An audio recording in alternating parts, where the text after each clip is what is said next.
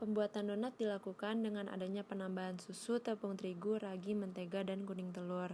Sesuai dengan pernyataan Sitompul 2019, donat merupakan roti yang digoreng dari adonan tepung terigu, gula, ragi, dan mentega. Penambahan ragi sebanyak 1 sendok teh dilakukan sebagai agen fermentasi pada donat karena menghasilkan gas CO2 pada saat fermentasi, sehingga menghasilkan adonan yang mengembang. Sesuai dengan pernyataan Andaka dan Arumsari 2016, mikroba ragi Saccharomyces cerevisiae digunakan untuk fermentasi makanan dengan cara memecah pati dan gula menjadi karbon dioksida dan alkohol sehingga menghasilkan gelembung gas yang menyebabkan adonan mengembang. Susu dingin dan kuning telur ditambahkan untuk menyatukan adonan agar menjadi satu dan menambah cita rasa agar donat menjadi lebih gurih. Adonan diaduk dan diulen agar semua bahan menjadi tercampur dengan rata dan menjadi satu. Penambahan mentega dan garam dilakukan setelah semua bahan pada adonan tercampur dengan rata.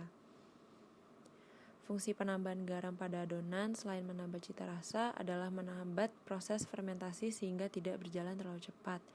Menurut Devi 2018, garam memiliki kemampuan menghambat aktivitas mikroba sehingga proses fermentasi pada donat tidak berjalan terlalu cepat. Fermentasi yang terlalu cepat akan menghasilkan tekstur adonan yang lengket sehingga sulit untuk dipegang.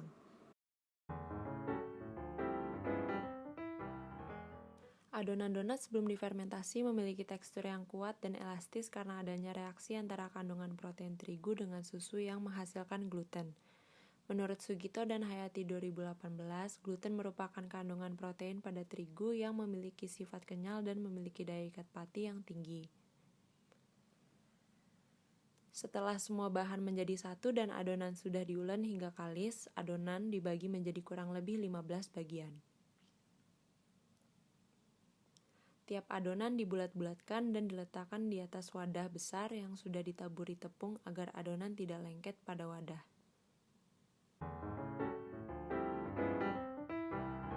Proses fermentasi dilakukan selama 30 menit sebanyak 2 kali dengan menutup adonan dengan serbet karena untuk melakukan proses fermentasi, ragi membutuhkan kondisi anaerob. Menurut Aziza et al. 2012, proses fermentasi harus dilakukan dalam kondisi anaerob untuk menghasilkan hasil akhir alkohol dan gas CO2. Volume adonan mengalami peningkatan hampir 2 kali lebih besar dibandingkan dengan adonan sebelum fermentasi, karena gas CO2 yang dihasilkan dari fermentasi ragi pada adonan. Sesuai dengan pernyataan Octaviana 2015, volume adonan mengalami peningkatan seiring terjadinya fermentasi karena adanya produksi gas CO2. Adonan setelah fermentasi menghasilkan aroma khas alkohol karena adanya produksi alkohol pada saat proses fermentasi. Menurut Sitepu 2019, aroma khas adonan setelah fermentasi dihasilkan karena adanya produksi alkohol saat mikroba Saccharomyces cerevisiae mengkonversi senyawa gula atau karbohidrat menjadi gas dan alkohol. Tiap adonan ditekan untuk mengeluarkan gas pada adonan kemudian dilubangi dengan apple corer atau dengan tutup botol.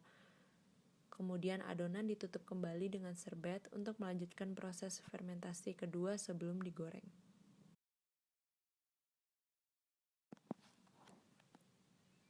Tekstur adonan setelah difermentasi mengalami elastisitas yang lebih tinggi karena adanya produksi gas, sehingga setelah adonan ditekan akan kembali seperti bentuk semula.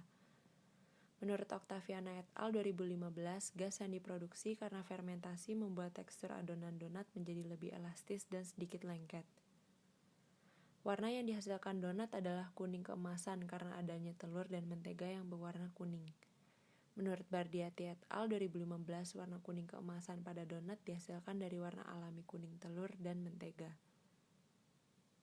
Pori-pori yang dihasilkan donat setelah digoreng cukup banyak karena proses fermentasi 2 kali yang memberikan kesempatan ragi untuk menghasilkan gelembung gas lebih banyak. Pori yang banyak menyebabkan tekstur donat menjadi lebih empuk. Menurut Fajri et al. 2018, pori-pori pada donat setelah digoreng merupakan gelembung gas yang dihasilkan selama fermentasi dan menentukan tekstur donat yang semakin empuk. Donat dengan perlakuan suhu ruang menghasilkan gelembung gas lebih banyak dibandingkan dengan perlakuan suhu dingin, karena proses fermentasi pada suhu ruang dapat berjalan secara optimal. Menurut Osvaldo et al. 2012, pemecahan gula pada saat proses fermentasi berjalan secara optimal pada suhu yang tinggi. Donat dengan fermentasi 3 kali pada suhu ruang dan penambahan ragi sebanyak 1 sendok makan memiliki tekstur yang lebih empuk dan gelembung udara yang lebih besar dan banyak. Semakin banyak ragi yang ditambahkan dan semakin lama proses fermentasi, gelembung gas yang dihasilkan akan semakin banyak, sehingga menyebabkan tekstur donat menjadi lebih baik dan empuk.